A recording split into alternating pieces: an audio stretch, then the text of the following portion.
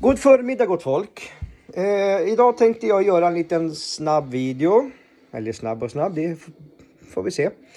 Hur man rengör en sotad glaslucka på en handelkamin i det här fallet.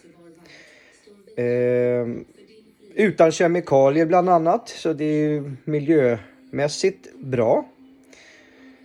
Folk tjatar ju om miljön idag, så det är ju även jag. Men jag gör på mitt sätt. Utan att köpa massa konstigheter så ska jag köra med följande. En skål med rent vatten.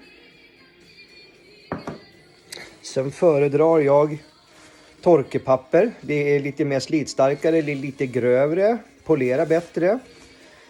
2 bitar av egen hur mycket man vill ha. Och sen givetvis en glaslucka som ska rengöras. Så nu ställer jag ifrån mig er här och vänder på kameran så ska ni få se. Om jag nu kan göra det. Nej, då gör vi så här. Då vänder vi på hela telefonen. Här har ni då en liten smutsig lucka. Jag tror att ni ska kunna se där. Perfekt. Tar jag lite papper. Det jag glömde också säga att jag tar aska. Tar jag pappret. Jag doppar det i skålen. Så att det är lite blött. Jag doppar det i askan. Sen lägger jag på ett lager här. Jag kommer att komma ut dit så att det syns. Jag kan inte flytta på telefon. Så tar jag fortfarande på samma papper, duttar lite till igen i askan. Fortsätter.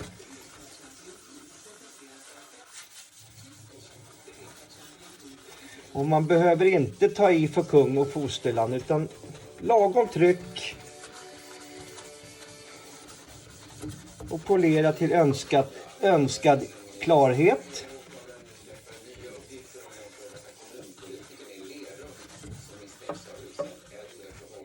Jag duttar lite till där.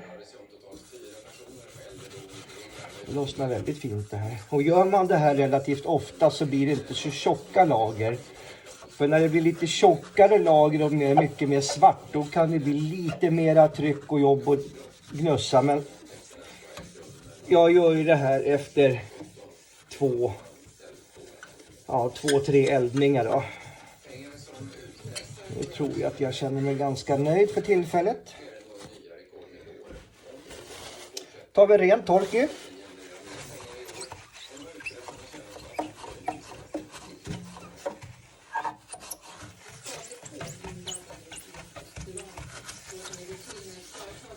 Det här kan bli lite mera jobb med att polera upp en blankare yta sen. Men jag anser inte att det är så jobbigt ändå. Utan tar man det här regelbundet efter 2-3 eldningar, beroende på hur mycket du sotar, och kör med torrved.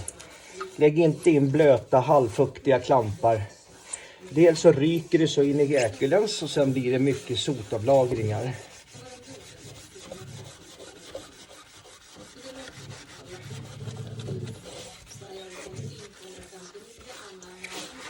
Ja, jag hoppas att ni ser resultatet i alla fall.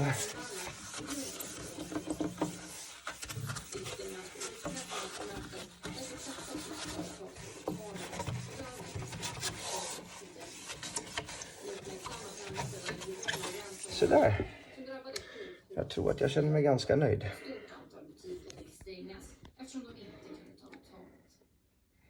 Färdigt. Lycka till med era rengöringar. Ha det gott!